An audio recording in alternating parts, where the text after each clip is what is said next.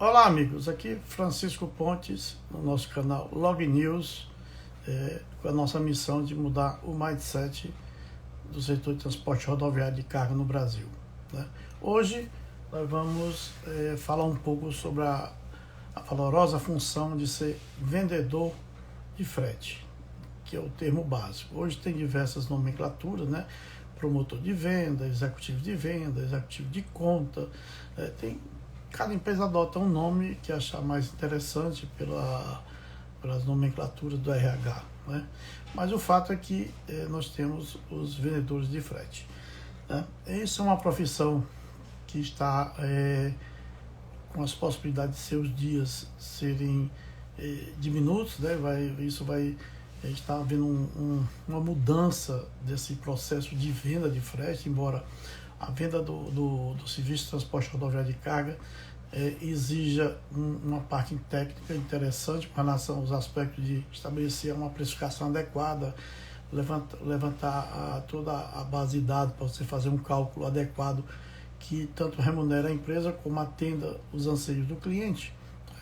E normalmente a maioria das empresas não tem uma área de precificação, primeiro as médias para pequena não tem, as médias para grande que tem uma área de precificação e mesmo assim algumas muito carentes com relação a isso. Cada um estabelece uma tabela padrão e joga no mercado por cada segmento.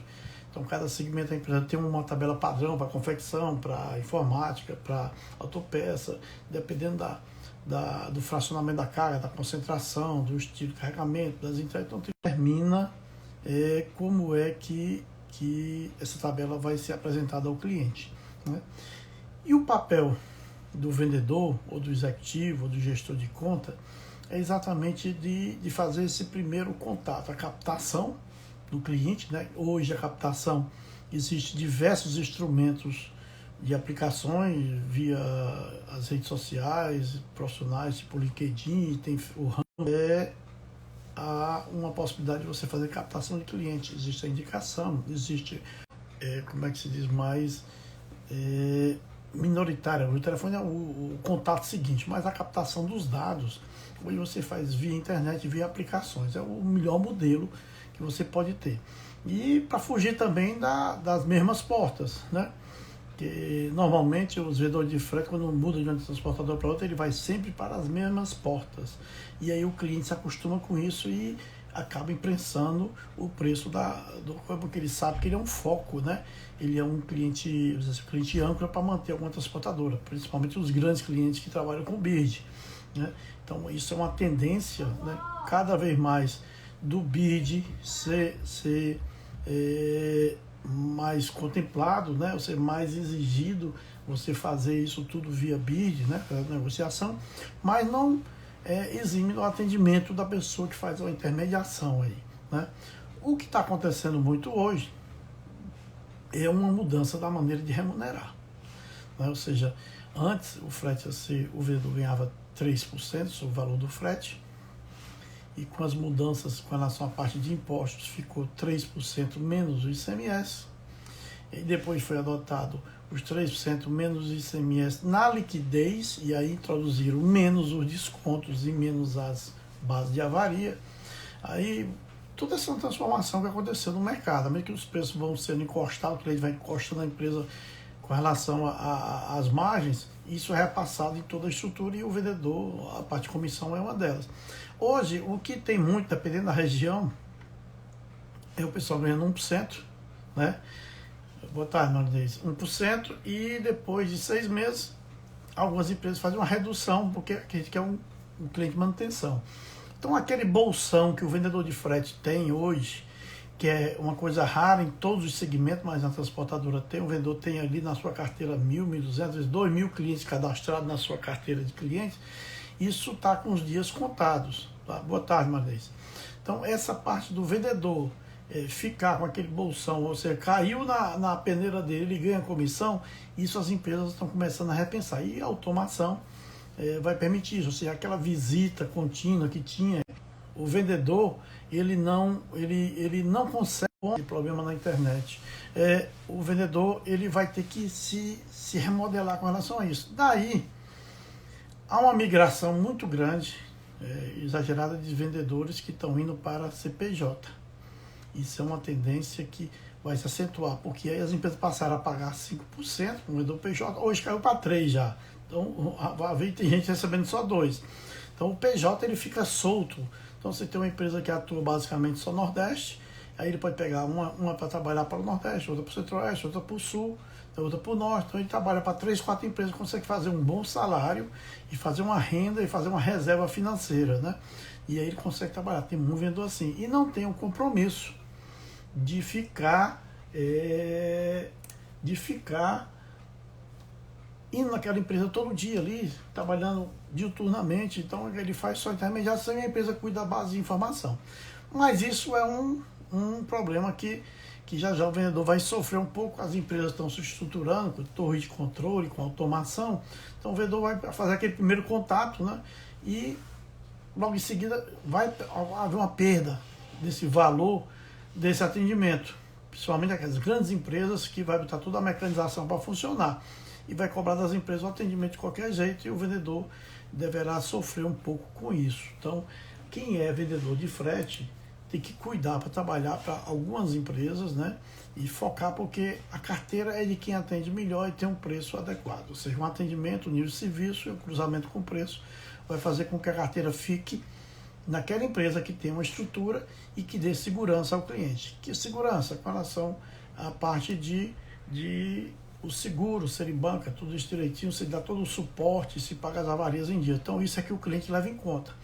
E aí o vendedor de frete, né, que eu estou falando exatamente sobre isso, vai entrar no assim, não de extinção, mas de redução da sua remuneração. Boa tarde, Jorge. A remuneração vai ser cada vez menor pelo volume, e aí de se fazer uma análise, né? Porque hoje já tem uma carência muito grande, ou seja, não existe mais aqueles grandes medalhões que tinha grandes contas de frete nas empresas, né?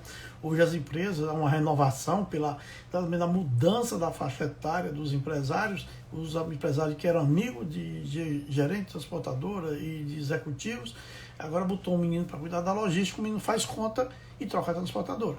Então, não fica só o atendimento, é o atendimento versus o nível de serviço, versus o preço, né?